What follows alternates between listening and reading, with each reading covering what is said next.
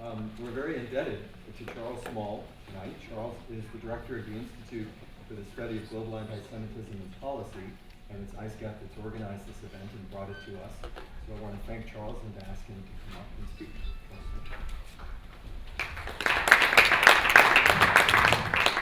Thank you very much. I'd like to thank Dean Shizer for facilitating ISGAP's participation here this evening.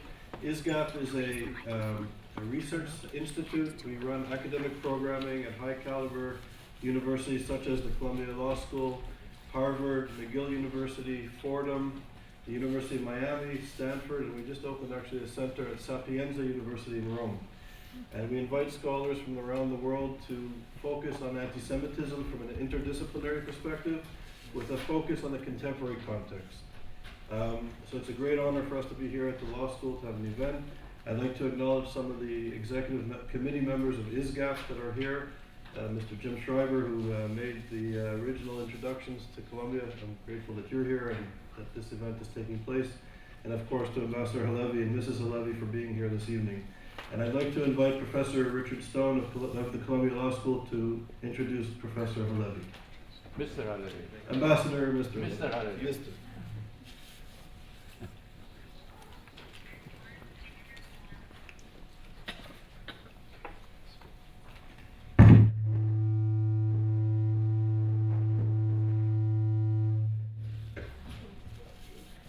Does it still work? Yes. Thank you, Charles. It's a great privilege to participate in another ISGAP program. I congratulate ISGAP on the way it is growing and the great institutions which it is spreading its very worthwhile programs. And it's my special privilege tonight to introduce Efraim Halevy. I do want to say I am a recent chair, the first Columbia faculty member, I believe, in history to be a chair of the Conference of Presidents of major American Jewish organizations, in which capacity I spent virtually full-time for a couple of years dealing with the America-Israel relationship and issues related to Israel.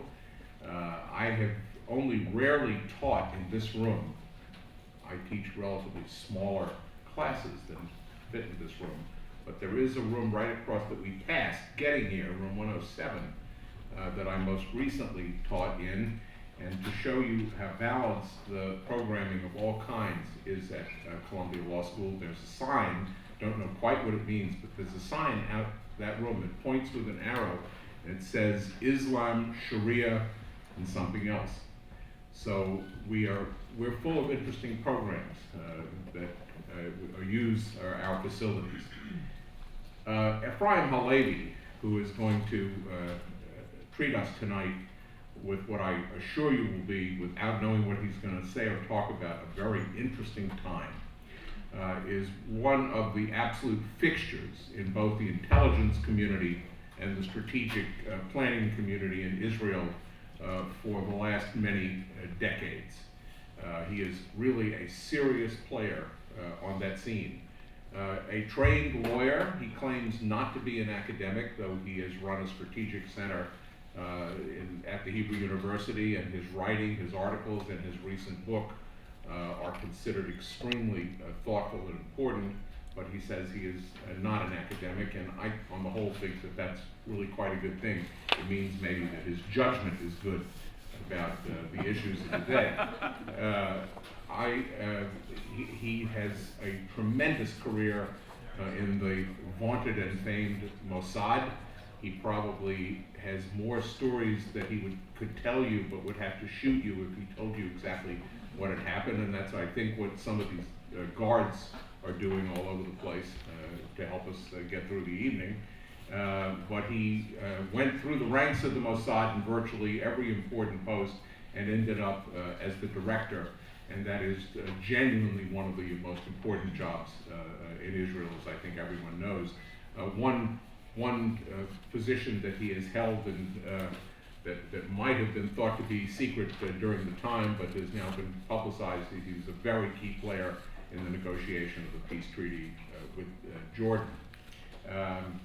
He has been the top strategic advisor to virtually, as I can count, virtually every Israeli prime minister but one, I won't name the one, since the advent of Yitzhak Shamir after the end of the term of Menachem Begin. I'm sure he has lots of things to say tonight. I will tell you that you cannot characterize Efraim Halevy's views. He is a practical person who responds not in a doctrinaire way, but he responds to the particular situation, is fully capable of pleasing or offending any point of view at any given time. And I look forward to whatever he chooses to do tonight. Efraim Halevy.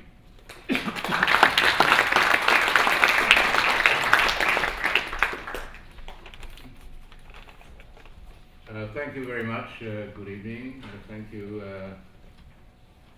for introducing me in terms which I feel I now have to try and meet, and I'll do my best.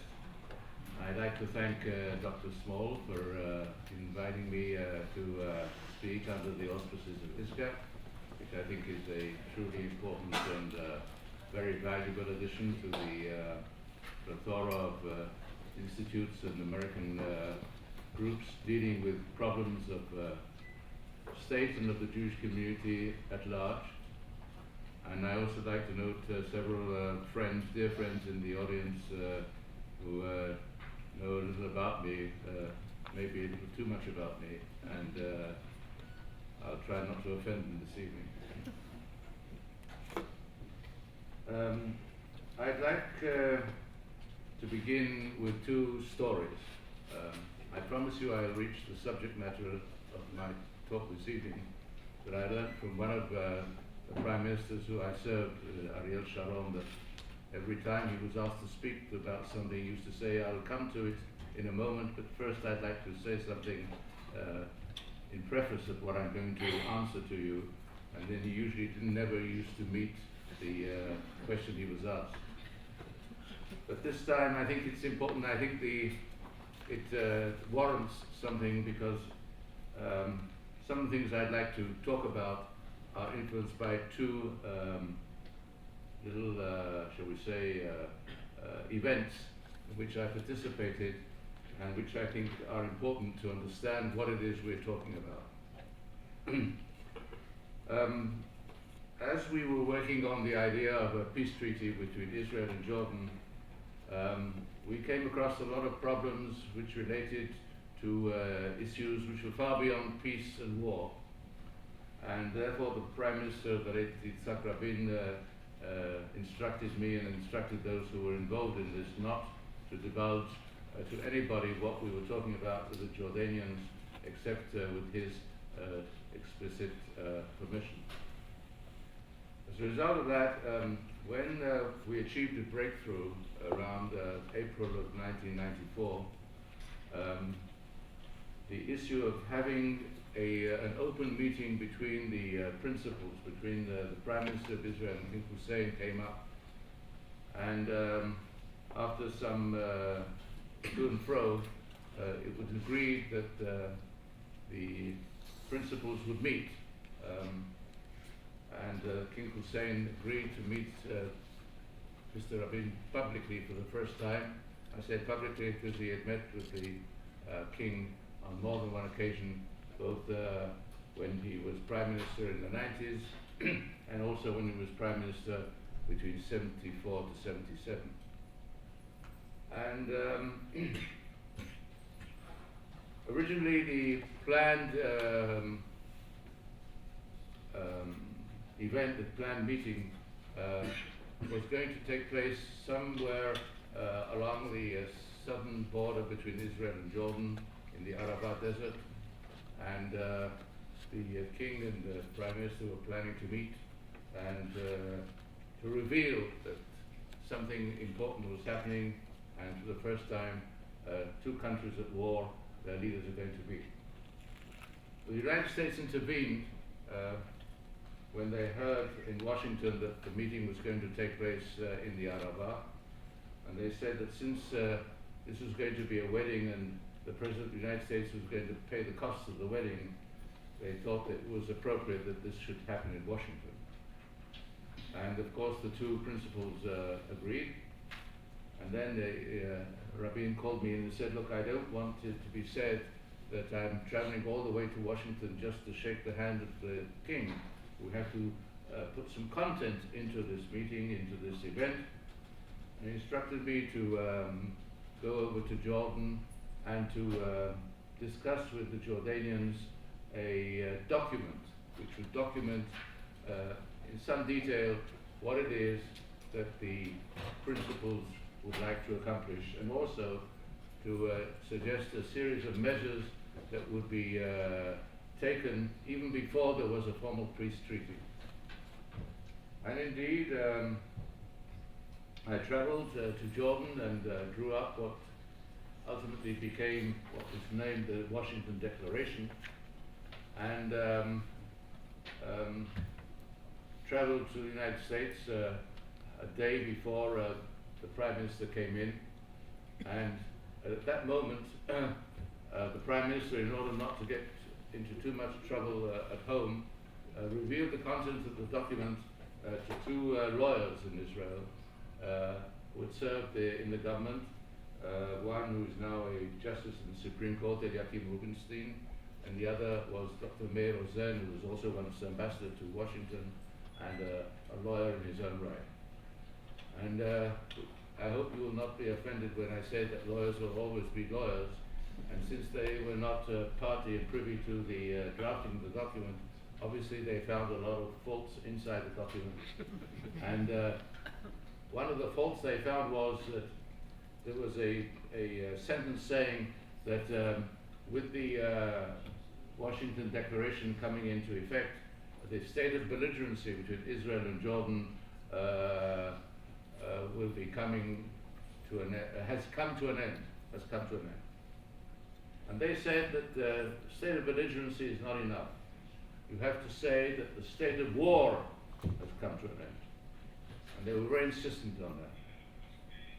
And the day before the event on the White House lawn was going to take place, a crisis broke out, and I was instructed to tell the Jordanians that we had to make this amendment. And this was against what had been originally agreed with the Jordanians. In other words, that once the document had been agreed between the parties, there would be no changes. And I approached the Jordanians and said that we have to make an amendment. And within an hour or two, of course, I got back a reply saying that sure, we can make an amendment, but if we're going to make amendments, we also like to make some amendments, and we have 15 amendments we'd like to make. And then it became very obvious that amendments and amendments and amendments and amendments, we probably would not be able to have the ceremony the following day. And Rabin had already landed in Washington at Andrews Air Force Base, and everybody was geared for the White House event. Nevertheless, under the pressure of these two eminent lawyers in Israel, both of them friends of mine actually, and remained friends despite the fact that they didn't know that I was usurping their authority and drawing up a legal document. I had only studied law at the Hebrew University over 50 years ago, and this is not considered sufficient experience and stature to be able to draw up a document of this importance. But nevertheless, they insisted. And I told the Jordanians that they couldn't make any amendments. Only we could make this amendment. This amendment was something special. It was different. It was fundamental. It was this and that and the other. Okay. And I was arguing this on the telephone with my Jordanian counterpart, and in the middle of the discussion on the phone, suddenly the king appeared on the phone. He had been listening to this telephone conversation, and he said, you know, let me tell you something. I will make it clear in my statement that I mean that the state of war is coming to an end, because let me reveal to you that in Arabic we only have one word for belligerency and for war. And therefore, if I say that the state of war, harb, which is chereb in Hebrew, a sword, the state of the sword is coming to an end, it means belligerency, and it also means war. And I came back to the lawyers, and they said, yes, but you know, the English version is the important thing, and therefore it has to be said that the state of war will come to an end. I said, I've just spoken to the king, and he said this and that, the other. They said, the king is the king, but we are lawyers. And that's true. I couldn't dispute the fact. But nevertheless, we did not state in the document what was the language which should govern the interpretation of the document. Because the document was drawn up in English. And there was a Hebrew version, and there was an Arabic version, but they said, okay, then let us state that there is Hebrew version, and the Hebrew version will be the version which will be the version which counts as far as Israel is concerned. So I went back to the Jordanians and explained it to them, and they said, well, you know, why should Hebrew take paramount importance over Arabic? After all, the number of people speaking Hebrew is how many? 10 million and so forth, and the number of people who know Arabic is something like 500 million, 600 million, the entire Muslim world.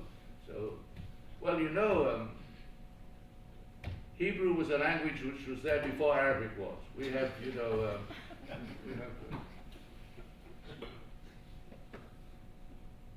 I'm saying this because language is so important. Language is important not only in conducting negotiations. Language is also important in terms of your state of mind. And the following day, when the king stood up and spoke in English, in perfect English, without a piece of paper in his hand, and he committed to heart every word he was going to say, he reached this point, and he said, it says in the document state of belligerency. In Arabic, there's only one word for this, kharab, and this state is coming to an end. And there was thunderous applause of the White House lawn. But later the lawyer said, he didn't say the state of war has come to an end. He said it is coming to an end. In other words, maybe it hasn't yet come to an end. I said, well, we can't ask the king to make the speech again. I mean, we can't tell President Clinton, you know, bring all the people back, let's come back the following day, come back to the White House lawn, and then we're going to have another ceremony, and then we'll repeat it and so forth, and we'll change this word. Especially as on the Jordanian side, there was a Jordanian lawyer whose name was Abdul Hakim Khassauna, Aoun Khassauna, who later became a justice at the International Court in Hague. And he was no friend of Israel, and he was always saying that instead of saying has come to an end, let us say will come to an end. In other words, conditional. And we didn't want it that way. But the king had said it somehow or other will come to an end. So yes, words are important, extremely important. And the words not only, as I said, indicate the substance, they also indicate the state of mind. Incident number 2. On the night that the final peace treaty was negotiated at the Hashmiya Palace in Jordan, discussions were going on late into the night. And at one moment, in a state of elation, the king said, let us say, amongst other things, we don't have it in the Washington Declaration, that once we have a peace treaty between the countries, all legislation relating to war will no longer be applicable to the relationship between Israel and Jordan. And Rabin said, that's a wonderful idea. Yes, let's do that. And when I saw Aoun Khassauna, this lawyer, smiling with intense satisfaction, I realized that there was something wrong with this. because you know, it's not the kind of thing that he would smile upon in any event. And then it dawned upon me, and I said something to the Prime Minister, and the Prime Minister said, Your Majesty, let's have a 5-minute pause. And the lawyers this time were on the right side, the Israeli lawyers, and they said that if we had to repeal all the laws pertaining to war on the Israeli side concerning the conduct of the State of Israel from now on, it would mean to say that all the property which had been taken over by Israel, and which had belonged originally to Palestinians, or not only Palestinians, inside the land of Israel, Eretz Israel, would no longer be subject to the instructions of war. In other words, we would have to give back all these territories to the people who owned them because the state of war had come to an end. And therefore, we could not have this clause in the peace treaty. And in the end, we didn't have the clause in the peace treaty. And to this very day, despite the fact that we have a peace treaty with Israel and Jordan, the rules of law which apply to territories and to property still are legally binding elements on our statute book. And although we are in a state of peace with Jordan, the property is under the law of war this very day. I think this second incident would probably indicate to you how complex the problems are in the Middle East. It's not simply a question of making peace or war between countries. It's a question of what is the history which has ultimately resulted in a peace treaty. What is the history which deals with the relationship between nations and between creeds in the Middle East? And therefore, it's an oversimplification to believe that if, for instance, now, just for argument's sake, the Arab side or the Palestinian side will sign to the fact that they recognize Israel as the state of the people of Israel, what does this mean? What does it connote? And if we demand that they recognize Israel as the state of the Jewish people, would we like to accept the fact that we would be requested to recognize that the Palestinian state is the Palestinian state of the Islamic population of Palestine? When we say that we recognize the Islamic character of part of the land of Israel, can we live with this? And we will say, of course, yes, but we are a different case. We are separate. But as you know, it's very difficult in international law and elsewhere to say, yes, but this is a separate issue, because we have to cater to the sensitivities of the Jews and so forth, and very quickly we'll also say something and mention the word Holocaust and things like that. We're now at a stage in the Middle East where we are unwinding,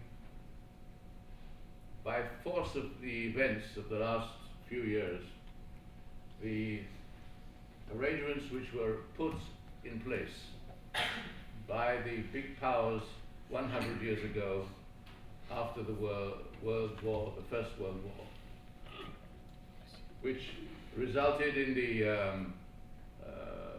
disappearance of the Ottoman Empire, which governed large tracts of land in the Middle East. And states were created. States were created, and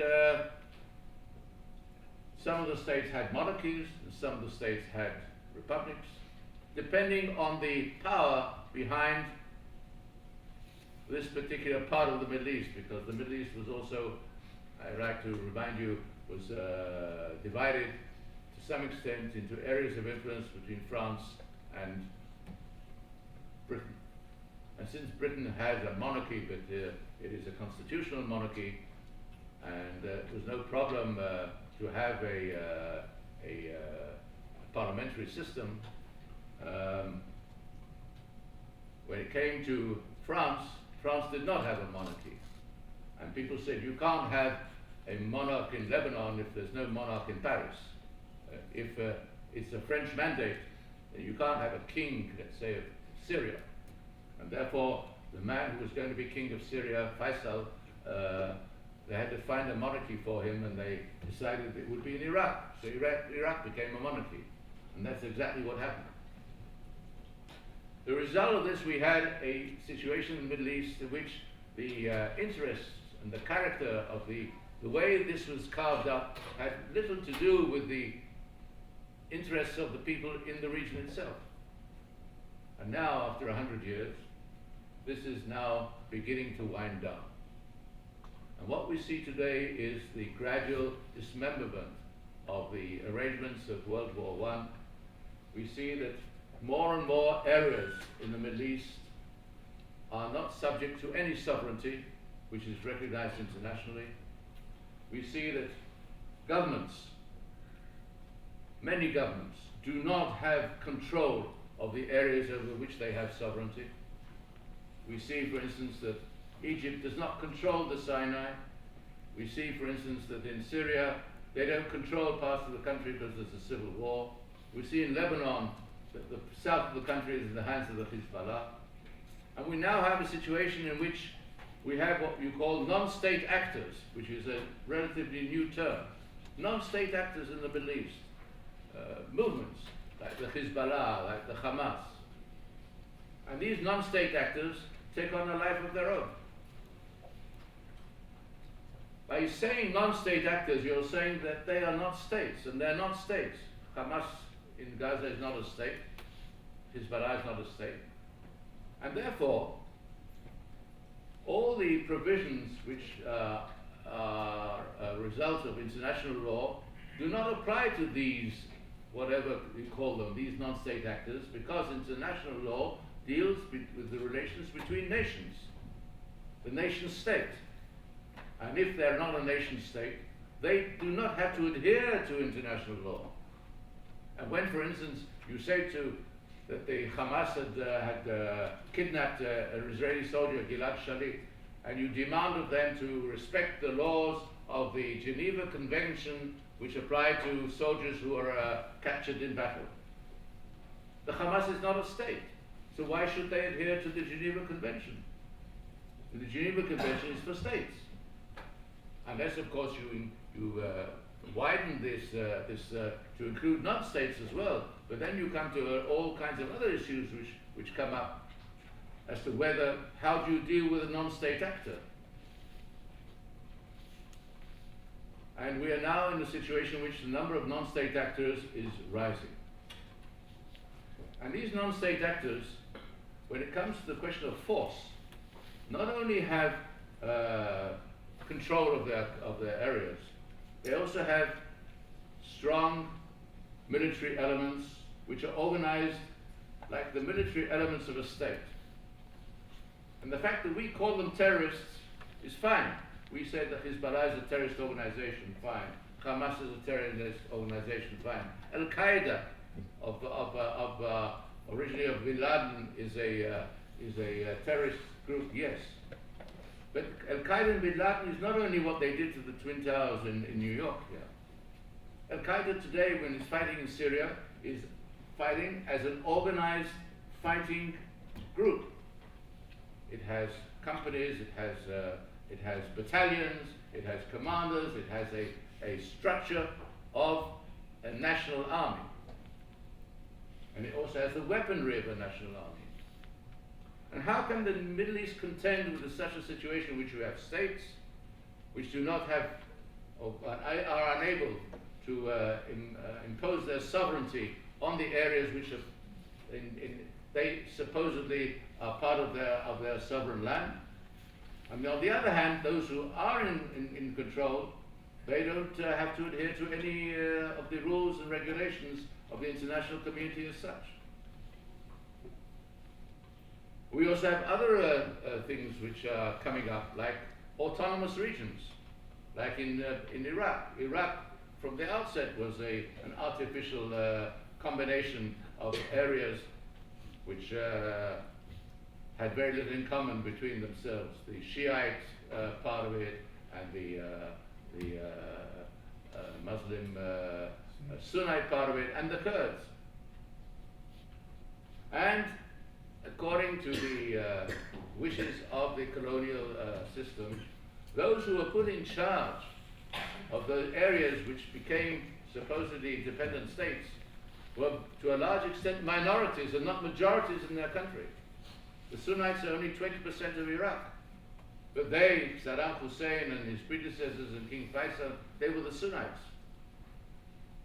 And the lady who put all this together, a lady called Bell, Gertrude Bell, who was the British intelligence officer, she said in a letter to her father, God Almighty, never let the Shiites come to power in Iraq. This will be catastrophe. And she wrote this in 1918, which is almost 100 years ago. And indeed, now that the Shiites are in control and they are majority, all hell is let loose. And we have also in Syria a minority in charge, the Alawites. The Alawites are less than 20% of the country. But they're about 3 million or 3.5 million strong out of a country of 1.5 million. And they're very powerful and they're very well organized. And the Assad clan, which took over the control of Syria ages ago, was a very effective clan. And the Syrian army has been a very effective and at times was a very, very serious adversary of the Israeli defense forces. And they've created alliances there. One of the biggest alliances in Syria was the alliance between the Alawite group in Syria and the Christian minority in Syria, which are 1.5 million. I had the opportunity of meeting some of the leaders of that Christian community a year or so ago, who came over from Damascus to a meeting that I was attending. And the head of the Christian church, Christian Aramaic church, spoke perfect Aramaic to me. And he also knew Hebrew. My Hebrew was better than his, but his Aramaic was far superior to mine, and he loved no Aramaic at all. And Assad, the son, by the way, Bashar Assad, who is now the leader, grew up within the Christian community in Damascus. And therefore, all these elements which I'm talking about are creating a plethora of groups, of non-state actors of one kind or another, and all of them are vying for some kind of expression in what is happening today in the what you call the Arab Spring.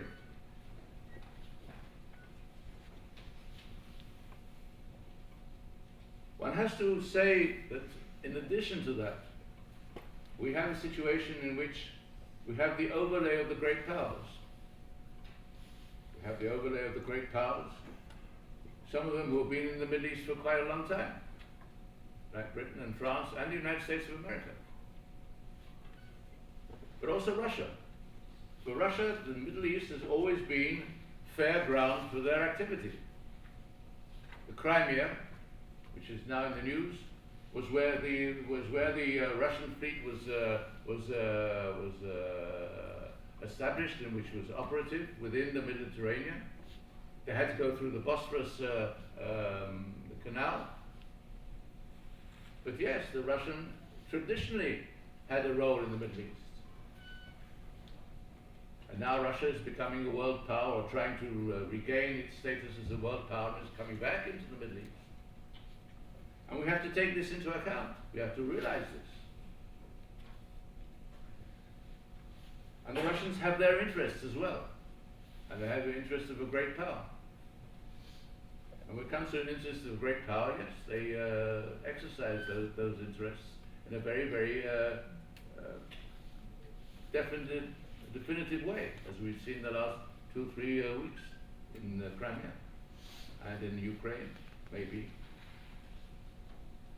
So when you have a situation like this, where the great powers are vying for influence in the Middle East, this is something which we cannot ignore. A new actor on the other side is China. China in the last 10 years, ladies and gentlemen, has had a foreign aid program which, according to a study of RAND Corporation, which I think is quite a respected think tank here in the United States, I hope nobody will dispute this here this evening. It's not as good as the Columbia School, but nevertheless, it has a reputation of sorts. They found that the Chinese foreign aid programs for the last 10 years have encompassed over 90 countries around the world, to the tune of $671 billion. This is an amazing foreign aid program.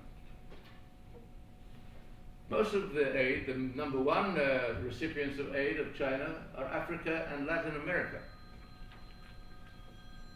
And China is a very, very, very important big power. And I think you will realize also, if you take the pivot to Asia of President Obama and what is happening in Southeast Asia these days, the rising tension there, that China wants to play a role in the Middle East. China is building 2 railroads into the Middle East. One of the railroads is going to more or less follow the path of the Silk Road of days gone by. And this railroad is going to go from China all through Pakistan, Iran, Syria, Iraq, Syria, and Lebanon. And there's already an agreement between the government of Syria and China that the end station of this railroad is going to be on the shores of the Mediterranean. So China wants to become a Mediterranean power as well. And we have to take this into account as well. And we have to realize that in our part of the world, it's going to become ever more complex than it ever was before. And China is also building a string of ports which begin in the South China Sea and go as far and even reach Port Sudan on the east coast of Africa. A series of ports which are going to be serviced by railroads which will be feeding in goods to the ships which will ply those shores. And in all this system of what the United States now calls the string of pearls, there's one pearl still left in which they don't have an interest yet, and that is Eilat. But they very much like to be in Eilat. And there's talk of a railroad from Eilat which is going to lead to the Mediterranean. And the government of Israel to this day believes that if the Chinese build it, that was the best way to do things. And this is also something which we have to take into account. On the top of all this, ladies and gentlemen, there's something which we have to be clear about.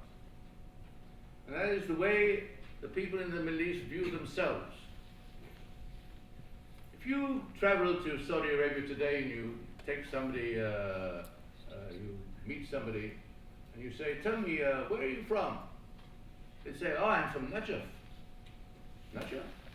Yes, I'm from the Suderi tribe. Suderi tribe? Really? Yes, we're Sunnites. Oh, yes. No, where are you from? Oh, you mean where I'm from? Yes, I'm from Saudi Arabia.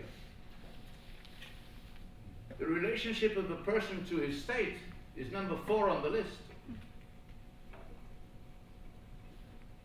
The identity of a person in the Middle East, the number 1 feature of his identity is his tribe, his religion. These come before the national identity, before the passport which they use as a travel document.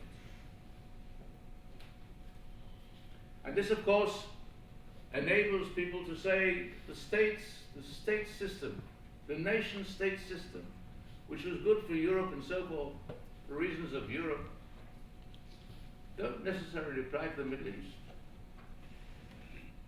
If you're going to take the system which was set up after World War I and you're going to more or less deconstruct it, you can deconstruct it and reach all kinds of conclusions, which may or may not be palatable or acceptable to the Western world, the Western precepts, the Western culture. But yes, it's a different story, a different world. And we are going to find ourselves in a situation, ladies and gentlemen, that due to the wars which are being fought in the Middle East today, and due to other events which probably might take place in Europe in future,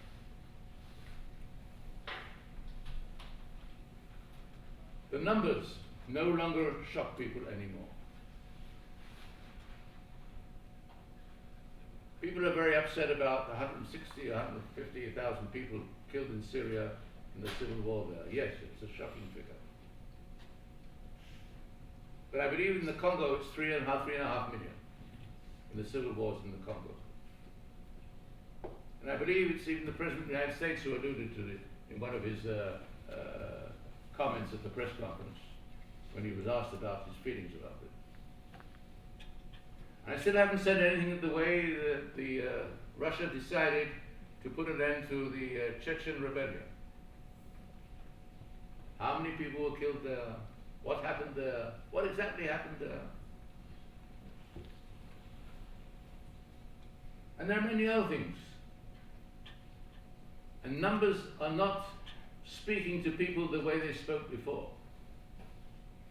And if you look in modern history of the last 100 years, you find that not only the world wars consumed so many human lives, World War I, World War II, millions and millions of people.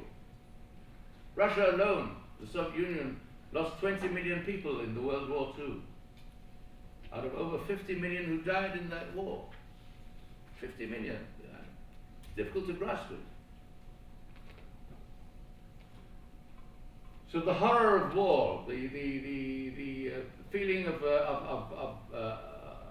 aversion to war, is not something which is going to get people or galvanize them into action.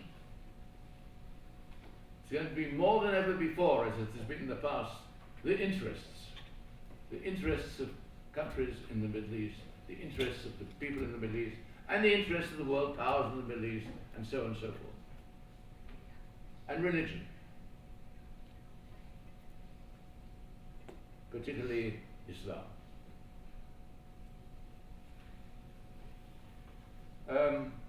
Over 50 years ago, I was on a mission in an African state, and one night I was there in a, how should I put it, an identity which was very far from my true identity. And in those days there were no communications the way we have them today. There was no, hardly any telephone communications and so forth. My wife was sitting here this evening and who suffered a lot from me, and I hope you will permit me not to go into all the details, but the suffering, including those long absences of mine, as she was at home with the children. I had no way of communicating to my headquarters where and what I was doing, and they had no way of communicating to me what I should do. I was on my own. And I had a smaller transistor radio.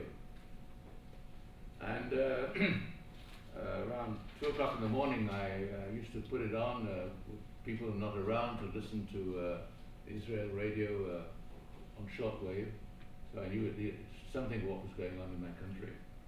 And I heard that there had been a bloody revolution in Baghdad, and the leader, a fellow called Abdul Karim Qasem, his name was murdered, and true to Iraqi tradition, his body was dragged through the streets of Baghdad, just as his predecessor, King Faisal, the cousin of King Hussein of Jordan, also died, and also had a similar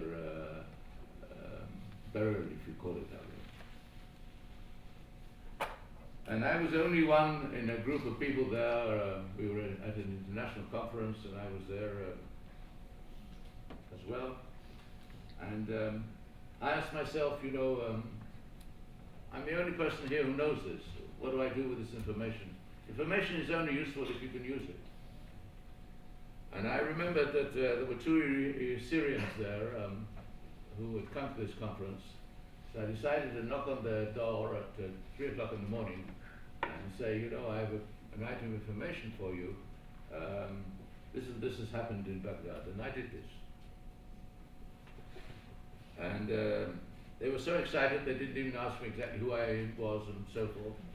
But they sat with me for 3 or 4 hours telling me what their views were on the situation and how they related to it.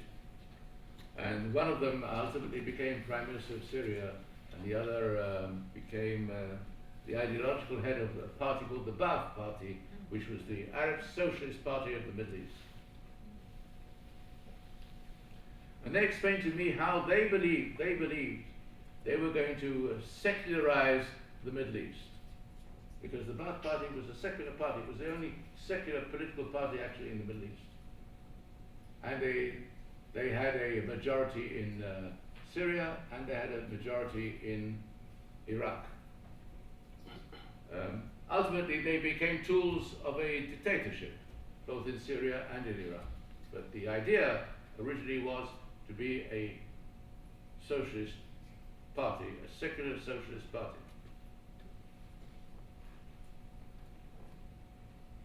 This is no longer possible, ladies and gentlemen.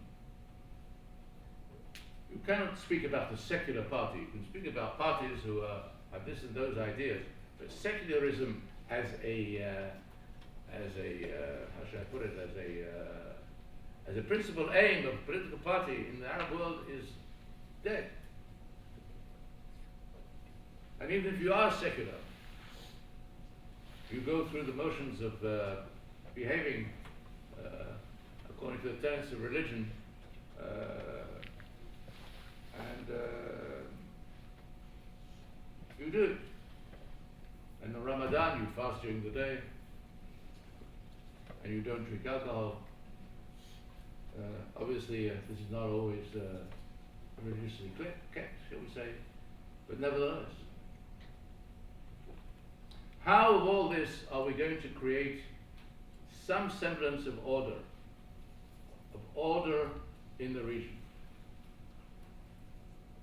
I think it's impossible to forecast this. It's really impossible to forecast. And I believe that we are in for a long period. It's going to be a long night before something important and useful emerges from the situation around us. And we shouldn't delude ourselves. If we sign a piece of paper of one kind or another, that suddenly the Messiah will appear. Assuming that there is a Messiah and he will appear. Assuming we know what a Messiah means. And on that, certainly in Jewish tradition, there are more than one way of interpreting that. If you read Maimonides, you will find a very interesting interpretation of what is the Messiah. By the way, if I may say, a leading Israeli philosopher has written a fantastic book about Maimonides. It's coming out in it's come out in English now. And the author is a man called Moshe Halevy. He's also a professor of law, I think, who teaches at NYU, if I may mention the word here in this university. And reminds me of that Jewish professor who said Maimonides is so given to different interpretations. It's my Maimonides, your Monides, his Monides. Everybody has his Monides. So we have many Monides. But I recommend you to read the book on Maimonides by Moshe Halevy. And absent the Messiah, although we pray he comes tomorrow, or those who are really religious pray he'll come even tonight. But given the fact that the chances of this are unclear, just as the Arab Spring is unclear, so this is also one of the imponderables. But nevertheless, I believe that we're going to have this situation of insecurity. In a situation like this, ladies and gentlemen, how can we conduct ourselves? So far, I've told you all the problems. So how can, for instance, a intelligence organization, how can it get its act together? If the Prime Minister calls the head of Mossad and says, tell me, give me an assessment on what's going to happen. You can't say, I can't tell you, I don't know. I remember I learned the rule at a very early stage in my service that you will never tell the Prime Minister, I don't know. The danger is that he says, oh, if you don't know, I'll tell you what I know, and then you're in real trouble. I think we have to realize that despite the fact that it looks so almost, I'd say, hopeless and helpless, nevertheless, ultimately there will be elites who control the situation. Even if you have mass demonstrations, in the end, there will emerge leaderships and groups who control the situation, who, by the way, who are not necessarily those who actually carry out the demonstrations. See what happened in Egypt. The people in charge today are not the people who went to demonstrate at Tahrir Square. The people, the young people, the students and so forth, the people on Facebook who use the social networks and so forth, those are not the people who control the situation. And I think it's a good guess to say that the elites will emerge. And they are serious. And they will be those who will ultimately be called upon to assure the basics of what is necessary for any population. Number one is food, and number two is water. And there's already an acute shortage of food and water in the Middle East. There's a big shortage of water in Iran today. Sources of water in Iran, in many places around the country, have dried up. Entire lakes have disappeared. The population in the provinces are restless. Food has not become cheaper even after the lifting of sanctions. And there is a lot of tension under the surface. And the people of Iran have made clear what their desire has been. And when they elected the President Rouhani to be president of Iran, and he ran on the ticket that he would set things straight on the problem of economy and so on and so forth, he would get things straight. They put their confidence in him. And Rouhani and the people close to him realize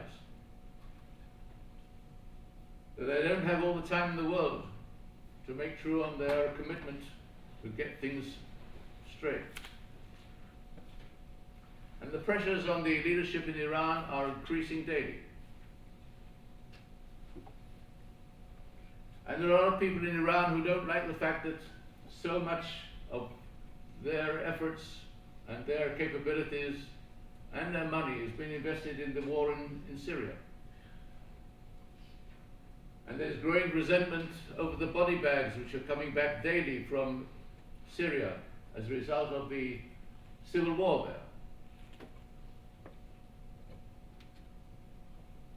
And amongst the players in the Middle East, I said there is the non-state actors and there is the leaders of states who do not control all the areas there.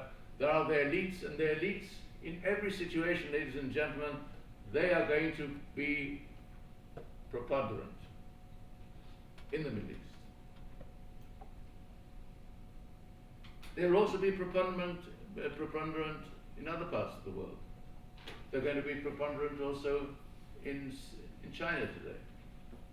And China is on the precipice of a deep, deep crisis of multiple dimensions. There have been events in the last few months in the west of China, amongst the Muslim population there. 60 million Muslims in China. So you say, what is 60 million as compared to 1.2, 1.3 billion population? Yes, but they are all there and they're all concentrated in one area. And there have been acts of terrorism there. And the Chinese are very concerned about this terrorism. And 60 million, if you compare it to states in the Middle East, well, there are 90 million in Egypt, there are 90 million in Iran, but not in Iraq, and not in Syria, not in Lebanon. About 5,000 or 6,000 imams there. More than in the whole of Palestine, by the way.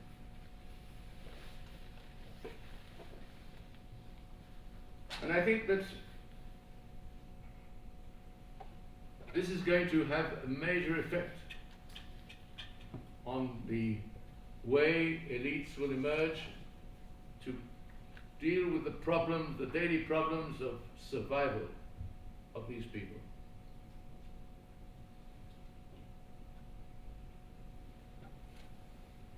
So, given all this, ladies and gentlemen, the real problems of the Middle East are problems which are far beyond what has been known up to now. This is not to say we mustn't deal with the problems the way they are. The Palestinian issue and many other issues, problems in other parts of the Middle East, yes. But we shouldn't be misled by thinking that by dealing with the Palestinian problem, we're going to do something which is going to change the texture in the Middle East. It's not going to happen. And in Israel, we'll have to be very, very clear as the way we have sounding boards to tell us what's going to happen. They may not be the kind of sounding boards we had in the past. But the sounding boards we had in the past didn't come up and tell us that there's going to be an Arab Spring. And I believe that the countries of the world should really be careful as to the way and how they intervene in the situation. On which side they take, or if they should take sides. And one of the worst cases of this has been, Libya. The only case in recent years where the Western world, took sides and went in and did something. But what was the result of what they did? First of all, they removed a dictator. Well, there are many dictators in the Middle East. Why remove Mr. Gaddafi? Why not Mr. Assad? Like this? If you're in the business of removing dictators, you can spend a lifetime removing dictators. But why choose Libya? Libya had reached an agreement several years before with the United States and Britain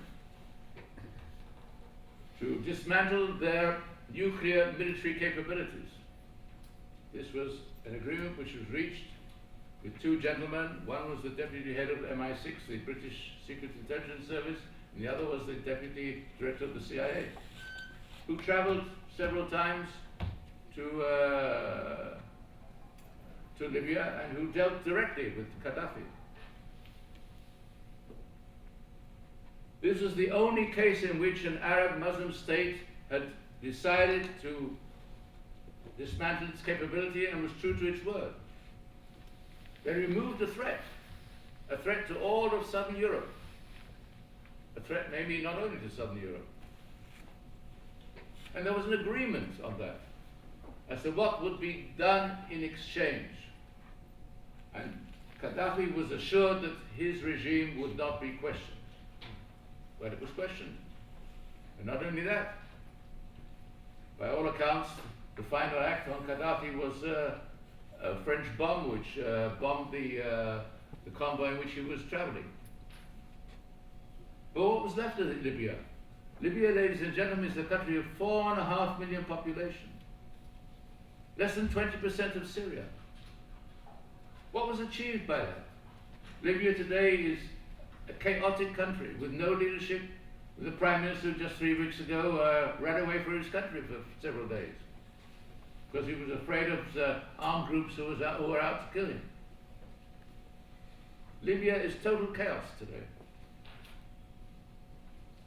So before you move in, before you take action, be careful. Be very, very careful. And if you can control the situation from afar, if you can make sure that your interests, your major interests are assured, don't rush to be involved. And I think there is merit in those who say that a country like the United States of America, who's had the experiences of Iraq and Afghanistan, should tread carefully before going into a third adventure of this kind or another. I think, ladies and gentlemen, in conclusion, that when we talk about the prospects of the Middle East, we have to reach the conclusion that maybe some of the people there should be left on their own. Left on their own. To face the problems on their own. And I think that we in Israel should also, to some extent, be left on our own. It is not to say we should not continue to be an ally of the United States, to the contrary. I think we should. It's not that we should not expect American support. I think we should expect it and receive it. But one has to be very circumspect the way you handle this. And a relationship is always a two-way street. And if you look at Jewish history over the ages, if you look at the Bible and so forth, you always find that there's always been controversy, political controversy. What is the biggest danger, from the north or from the south? From Egypt or from Syria? Or from Babylon or wherever it is? Read the political history through the prophets, and you see it. So those who said the prophets of years gone by was the press of those days, who spoke to the population and also tried to fashion public opinion. So maybe the modern day journalists are the prophets of today, like Tom Friedman and people like that. Possibly. Just to mention one. But there are other prophets. And like we have it, we have major prophets, minor prophets, fleeting prophets, temporary prophets, etc. But having said that, I think we should not lose faith and belief that ultimately people come up with solutions for their peoples. People come up with solutions to deal with the problems, the day-to-day problems. I think you will see it in Egypt. I think you'll see it in Iran. And there will be a problem with Iran, with the nuclear problem in Iran. I haven't said too much on that. I didn't want to dwell only on that. If there's a question, I'll take it. If there's no question, I will be happy that you have saved me the necessity of taking it. But nevertheless, I think that if we keep our powder dry to the best of our ability, we'll all emerge better in a few years' time. And I think we have to be patient, extremely patient. And we have to not expect instant solutions to problems. And let me end by a story about patience.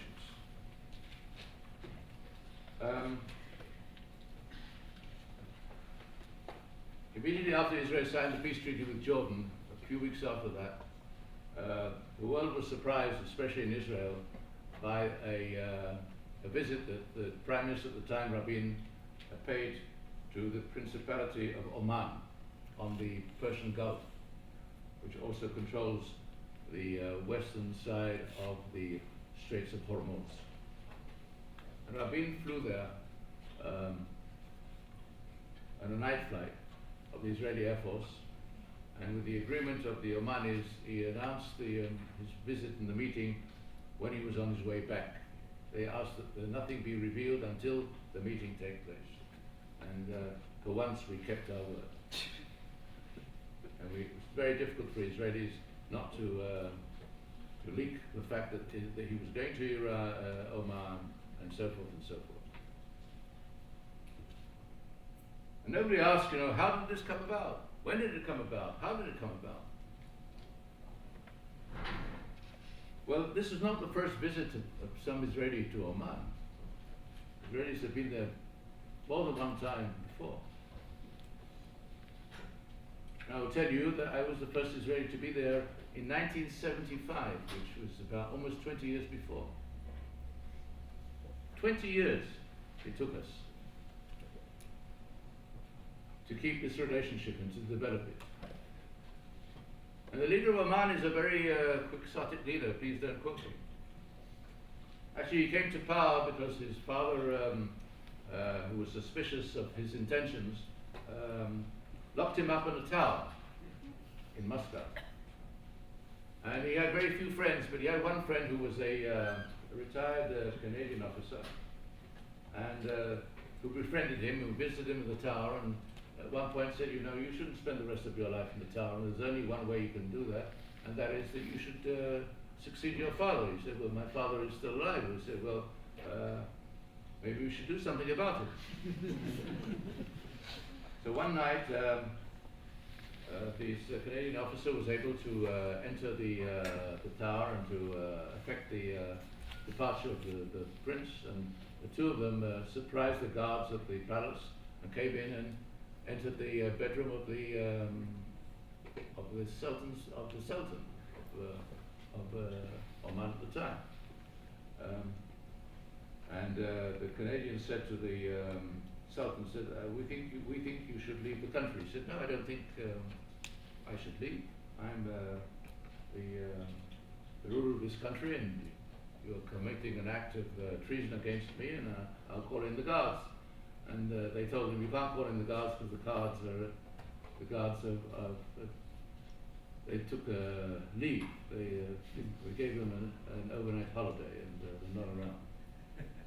Nevertheless, he said, I don't want to leave, I'm not going to leave. So the Canadian pulled a gun and shot the leader in the leg. And he said, do you understand what I mean now? I mean, you can still walk on one leg, but if you don't have both legs, you're going to be in deep trouble. So the Sultan took an assessment of the situation and decided that he wanted at least one leg in good shape, and he left the country. And that's how the present Sultan of Oman became Sultan of Oman. Well, Oman was then at war with South Yemen. There was such a thing called South Yemen. And the war wasn't going very well.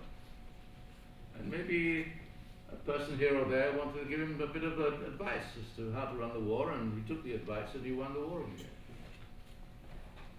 So in one sentence I covered a multitude of sins, as you can imagine. And this is not the only case, ladies and gentlemen. It really is not. You have to look far into the future. So the last thing I'm going to tell you, second story, is a story which began in 1968, when we received an approach from over 20 groups, alleged groups, who were leading the movement for the independence of southern Sudan. If you look at the map of Sudan, the South Sudan is Christian, animist, several million there. And I went to see them. There were over 20 people. I met each one separately. Each one said, "I'm the president of South Sudan." Each one had a Samsonite briefcase, identical to all the others, with documents in it about his movement. The only difference was the name on top. It was changed each time to conform to the person I met. So to cut a long story short, we chose one of these people, and the end was that we decided that we might do something for South Sudan. This was 1968, ladies and gentlemen. Nobody had thought of South Sudan. Nobody in the world cared about South Sudan. Nobody had an inkling of what was going on in South Sudan. It was the backwater of Africa.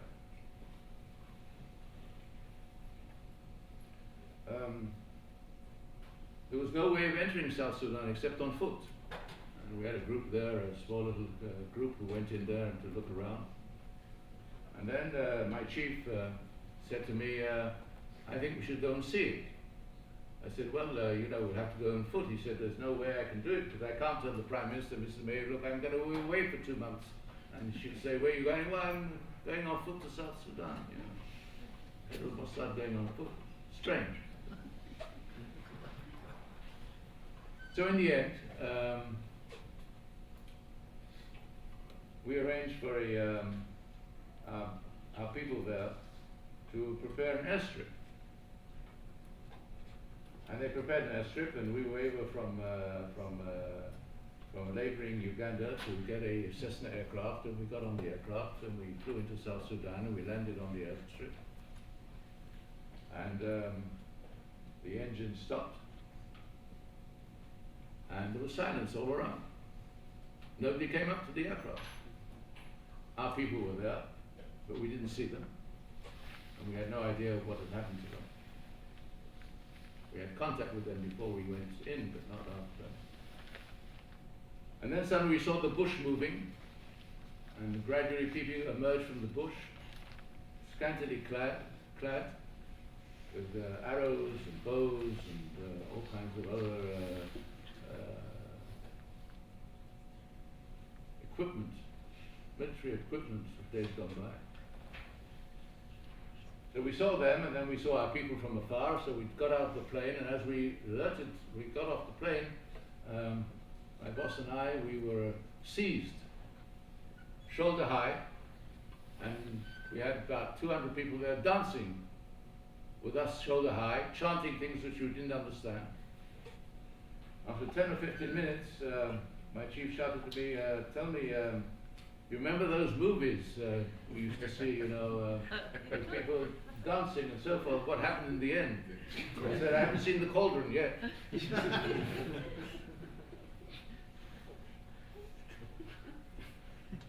Well, in the end, ladies and gentlemen, we helped the people of South Sudan in more ways than one.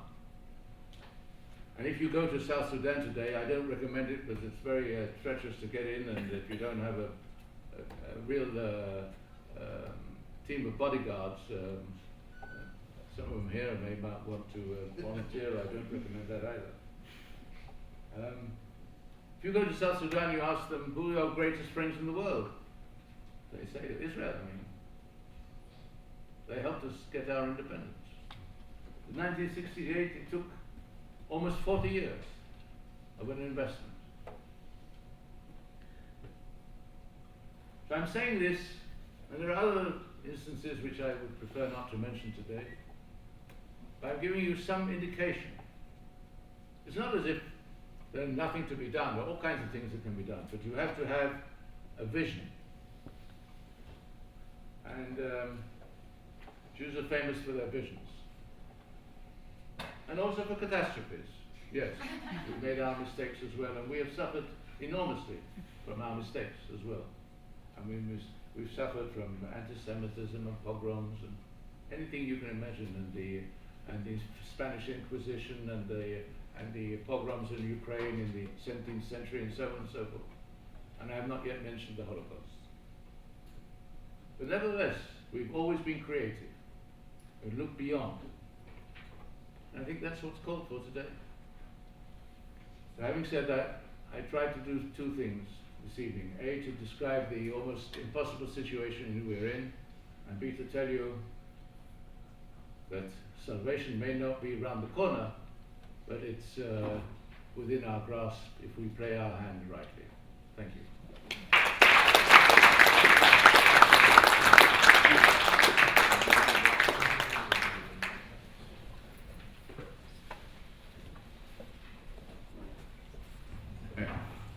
I'll confess, I thought the Middle East was a pretty simple situation. And thank you very much for illuminating this thing. You're not done yet, please. No, I'm here. A few minutes. I haven't sat down.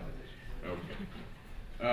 I'm going to take just a few minutes worth of questions, and while you're assembling your thoughts, I'm going to do what you don't want, and I'm going to ask the first question, and you sort of invited it in an implicit way.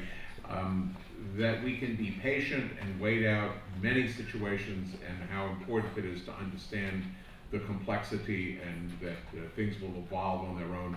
I think I've never heard of more interesting, cogent, and even brilliant presentation. But you yourself acknowledge there is a tangible problem that's on all of our minds. You don't have to go into a long analysis of it that you probably don't want to do, but I think everybody here would like some bottom line from you on how the immediate issue of an Iranian nuclear weapon should be handled by Israel, by the United States, by the European Union, by the P5+1, by the civilized world.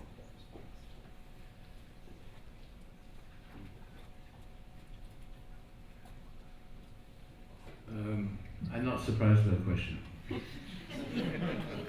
And I've always been told in my profession there are no impossible questions, there are only dangerous answers.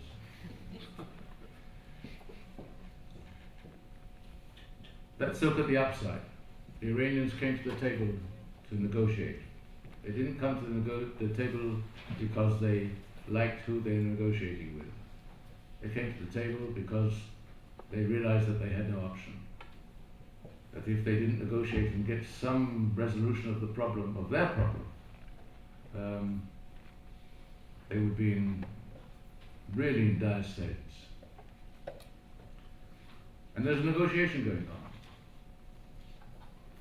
And for this negotiation to materialize, they have to understand that they will not be able to do what they really need to do for their country without reaching a resolution of the problem in such a way that will allow the world to do two things when the ultimate solution is reached, if it is reached. One is to verify the solution, and second is to trust and verify. As George Shultz said to President Reagan when he said how you negotiate with the Russians, trust and verify. I'm one of those who believe that the United States has a few people aboard. It's people at the top who know how to negotiate. I'm one of those who believe that the United States is the biggest power in the world today and will be such for a very long time to come. But that's not important, what I think. The Iranians think. Their dream has always been to reach an accommodation with the United States of America. They have a very close relationship with Russia, an enormously close relationship with Russia. Russia is one of the biggest providers of financial aid and of military aid. Just last week, the Russians announced that they're going to build 2 new nuclear reactors in Iran at the same time as the negotiations begin. But they realized that they had to come to terms and some kind of understanding with the United States of America. And the Iranians, from their point of view, the prize is not how to get their relationship back on track with the world at large. They want a relationship with the United States of America. Because they understand that despite all the things which have been said, these disparaging words which have been used against the United States of America and its leaderships, nevertheless the United States is number 1 in the world and will probably be so for quite some time to come. In order for this to happen, there will have to be revelation of those things that the Iranians have not yet revealed. They have said that they don't have a military program. We know that they have a military program. The United States knows they have a military program. We know a few things about this military program which we do not divulge for obvious reasons. But if you are to reach an agreement which is trust and verify, you can't verify something that the other side says it doesn't have, so you can't verify what's going on. So I believe this is a matter which will have to be resolved. And I believe that the Iranians will have to, as you say in this country, bite the bullet. How to bring them to bite the bullet? Well, I have a few ideas about this. We couldn't talk about this at too great length. But I can tell you I've met Iranians in recent months from the administration, the present administration in Tehran. And they understand this. They understand that in the end they'll have to cough something up. And they understand that what they're going to have to cough up is going to be very painful to them. But the alternative for them is very, very, very grim. And therefore it's a question of how you negotiate. And I hope that the powers that be in this country will negotiate in a clever manner, in a creative manner, and I'm confident that this will happen in the end. If it doesn't happen in the end, there'll be trouble, serious trouble. And there could also be a military showdown, certainly. But I'm sure everybody wants to avoid this, and no less than everybody, the Iranians themselves. In Iran, there is a non-state actor, the Revolutionary Guards. They are a state within a state. And they're getting a very bad beating now in Syria. I've raised the idea in an article I wrote for the New York Times about a year and a half ago that Syria could be the Vietnam of Iran. And it's on the way to becoming so. If I think we all of us do what we have to do, Israel does what it has to do, the United States does what it has to do, and others do what they have to do, we have more than a fighting chance that we're going to win this one. And I think that instead of wringing our hands all the day and saying, how terrible this is and how terrible that is, I think we should encourage those who are negotiating to negotiate to the best of their ability. And I think there are things that they've done so far which are not all that bad. I have several questions that I'm not sure who the author is that are on, and I'm rejecting them all. But one of them I'm going to repeat without asking you to answer it, just to show you the profundity with which an institution of higher learning like Columbia University's audience receives and understands your analysis. The question is, who killed Arafat? Okay. Yes. Question.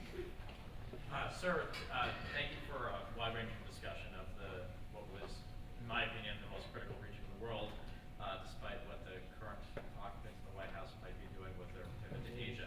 Sorry, I'll speak loud. Despite what the current occupants in the White House might say about pivot to Asia, I think you touched on a broad survey of the most critical region in the world.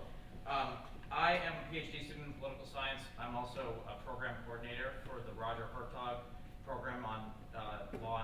security here.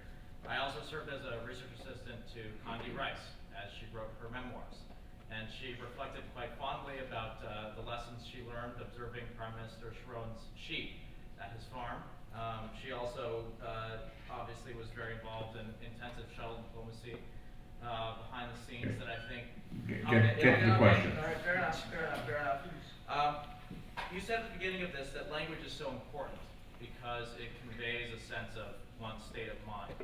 And Rouhani's predecessor was very loose with his rhetoric as far as the threat Iran poses to the existence of the state of Israel. And I'm curious to know what you think, whether Iran poses an existential threat to Israel, and the extent to which negotiations over Iran's nuclear program, negotiations over Syria's chemical weapons program, actually legitimates the very regimes that the United States is interested in talking about.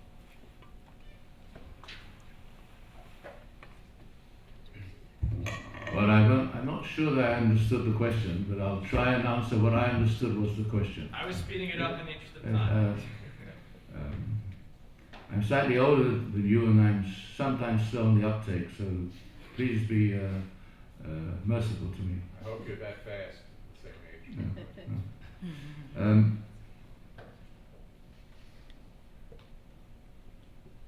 I don't like the term existential threat. I don't think the existence of Israel is in question.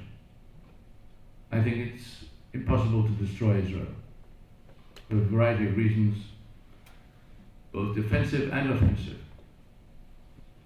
You know, I know all those people who've written articles about 1 or 2 nuclear bombs, how much it would take to destroy Israel. It's not as simple as all that, to send a nuclear device. Is it technically possible and so forth? Yes, maybe in one way or another. But don't think that Israel is just sitting by idly and waiting for this to happen. And I don't want to say more than that. Believe me, we know that this is a threat and we're dealing with it. And I don't think, as I said, the existence of Israel is in question. I also don't think that it is, if I may say so, all that wise to trumpet the fact that there is an existential threat to Israel and that the Iranians are the threat. Because by so doing, you are doing 2 things. A, you are demoralizing the Israeli public. And B, you are telling the Iranians, we believe that you can destroy us. And by so saying, you are inviting them or encouraging them to try it. If we say that they can destroy us and they hate our guts, why shouldn't they do it? Why shouldn't they use the information that they glean this way to try something? So for all of these reasons, I don't think that trumpeting this idea of existential threat is a good idea. By the way, I don't think it has achieved anything. I think maybe in the past there was some merit in it. Maybe, I don't think so. I didn't think so then. But now, I don't think international public opinion, having been saturated with this daily rant that there's an existential threat, are sensitive to this anymore. I don't think so.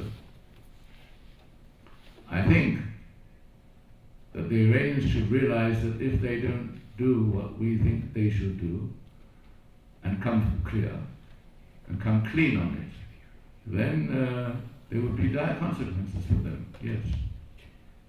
I will take one more question, yeah. Thank you for the speech. I thought it was really enlightening. Speak up, can't hear you up Can here. you hear the mic? Can you tell us, based on your time working with Jordanians, Pardon? based on your time working with Jordanians, do you feel that the Syrian refugees, maybe it's 2 million now, is there a threat that can topple the regime in terms of drain of the resources? The situation in Jordan is very difficult because Jordan has been the recipient of waves of refugees over the last 20 years.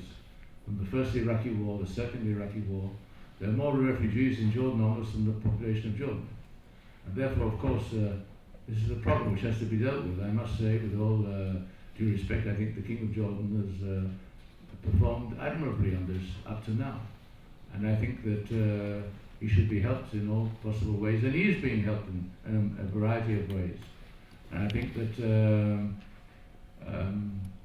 I don't see that there is an imminent threat to the crown today. And this is not to say that people might try something in the future. I don't know. But at the moment, Jordan is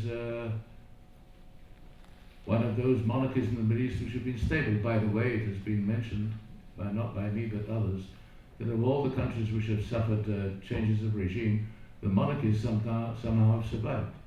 So maybe there's something in the monarchy which is a kind of makes them immune to revolution. I'm not sure this is true, but it may well be something in the DNA of a monarchy.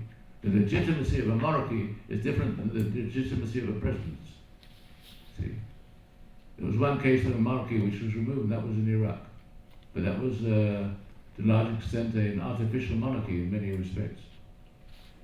Okay, I think we're going to conclude. There's one more question then, that could quickly. I know that you